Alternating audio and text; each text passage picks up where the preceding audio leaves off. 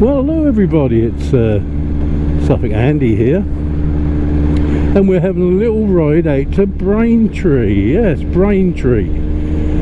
Aaron needs a new pair of summer gloves. He's got a whopping great hole in the finger, so we wouldn't usually run out to Braintree, but I think it's J&S is out there, so he wants to go there and get a new pair of gloves, so I said I'll come with you. So, a bit of a soul search of a ride, because you've got to go down the A12, and then from Colchester to Braintree is a fucking ridiculous road, an effing ridiculous road, but you know, if you want to go to these places you have to do it. So we're now heading towards the A12. It's about 35 miles, and actually it should take you an hour. Yeah, and half of that is down at 70 mile an hour down the A12, so it just shows you how bad that road is.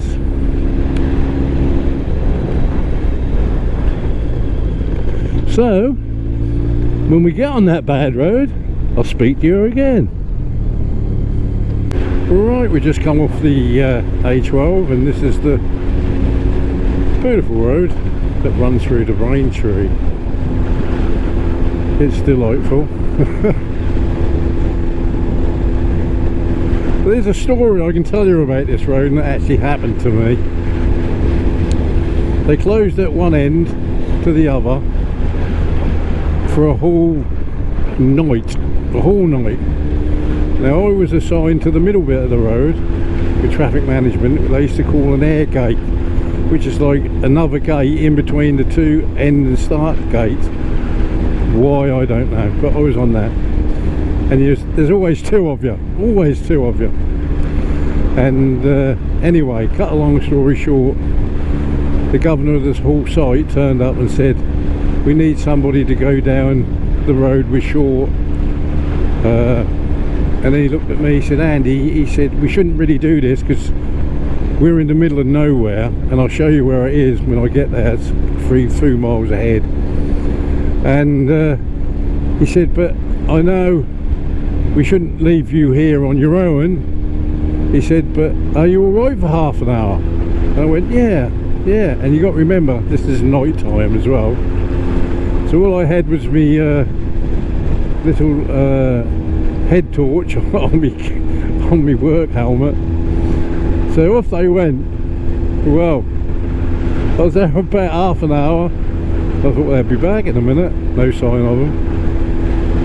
And then this mist came down, this bloody mist. It was so thick, I couldn't see anything.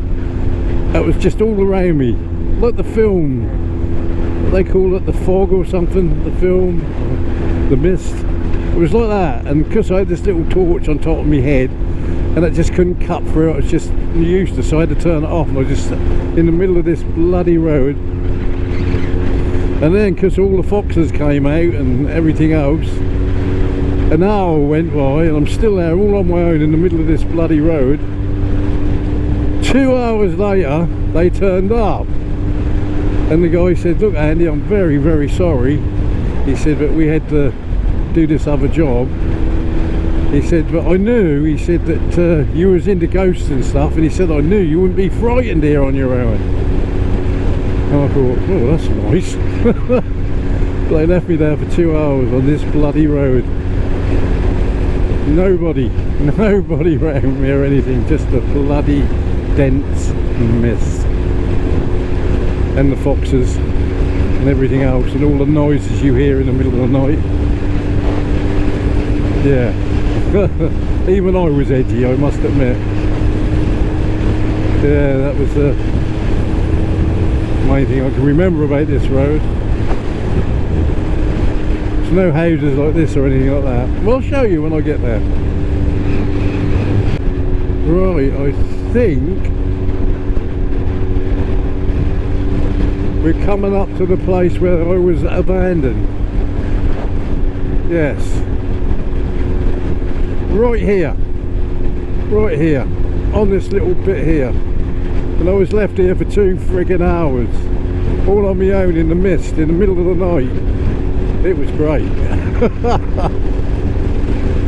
All because the guy said, "Oh, Andy, you go ghost hunting, you won't be afraid to be on your own in the dark." Yeah, thanks mate. It weren't the ghosts I was afraid of, that was it turned up. I wouldn't have seen them anyway in the mist.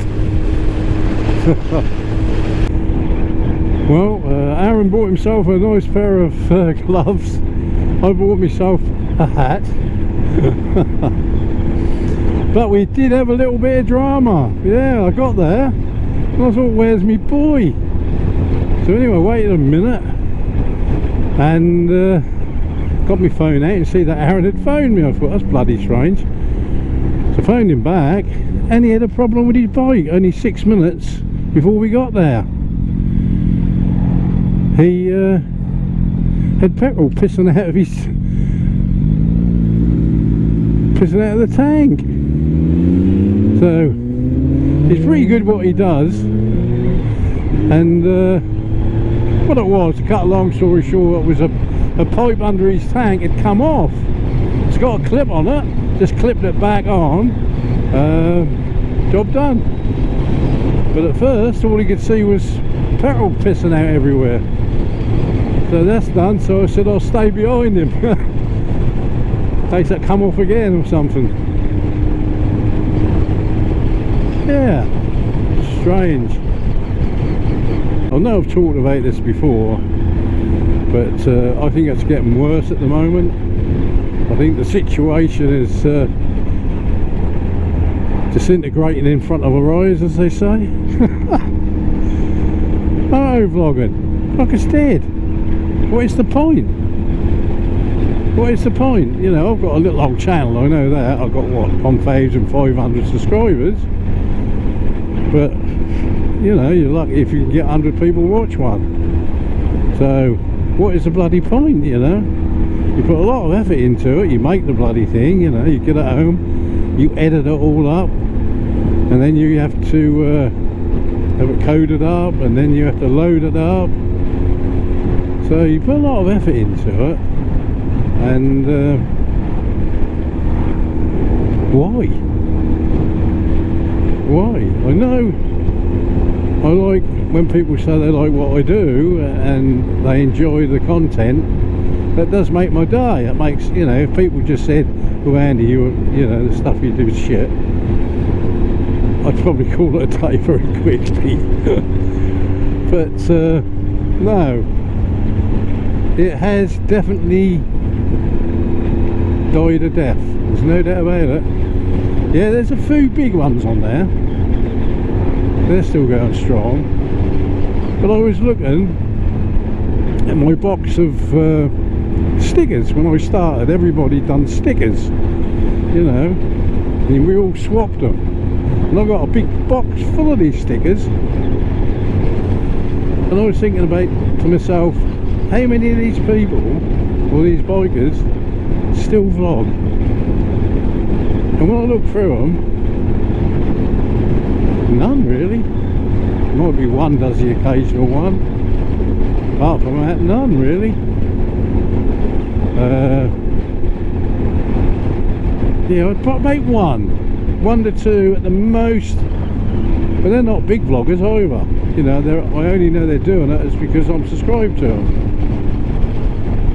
So this motovlogging business is finished. I think it went up like a firework, you know, whoosh, bang, ah, all done. And I think that's where we are at the moment. It'll be interesting to see how many of the last hold-offs carry on with it, you know. Who will keep trying? That's not yet trying to get to some big fame and fortune and stuff like that, because you know it ain't gonna happen. There's no way. Oh my god, the smell of pig shit, really bad. Oh god, man, disgusting. Anyway, before the smell, yeah, I'm losing me bloody train of thought. This road is so boring. So yeah, I actually think the firework has hit the ground now. Maybe it's time to try and diverse, try different stuff, you know. Don't keep it all the same on a bike, you know. Anyway, I'm getting a little bit speedy up here, so I'm going to have to call it a day there. Anyway, anyway, not much of a vlog this time because we haven't really been anywhere, and I don't want to get on politics or anything like that because I'll just go nuts. So it is what it is, as they say. So with that, all ride safe, love each other, Suffolk Andy.